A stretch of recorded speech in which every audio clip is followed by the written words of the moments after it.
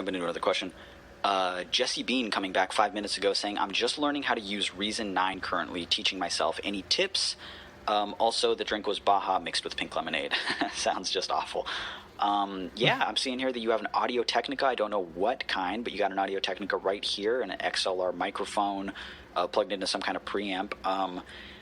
I mean, I have no tips specifically for Reason. I've never used it. I mean, I have, but it was like so long ago that I can just...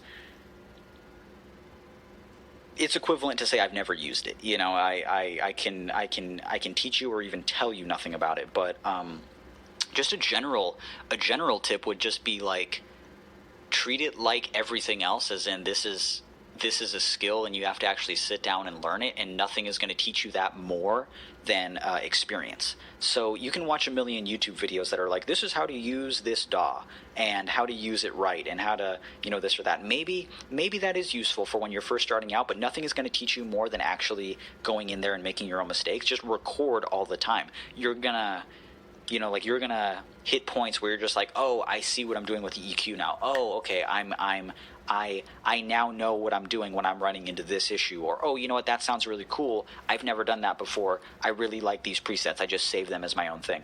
And just create with that thing, because it doesn't matter what you're working with, you know, whether it's a Reason or this interface versus that interface, or a USB microphone or this or that, when you're learning to make music, because those will it'll teach you to adapt to whatever it is that you're using, and you can make great albums with very, very little. You know, for years and years, I used just little multi-track recorders, and my DAW was always just like a pirated version of Sony Acid Pro.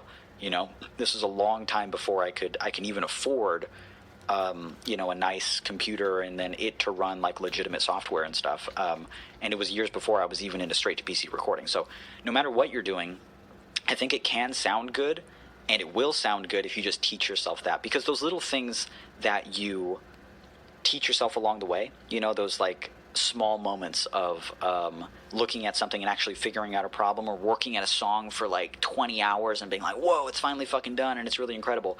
Those things that you teach yourself along the way are going to also help develop your sound and what you're trying to go for. And a YouTube video or anything like that, or a class isn't going to teach you that. It can't teach you that, you know. I think you get a lot more value from firsthand experience. So that's my very vague tip, is just like keep going. Let's see some other stuff here.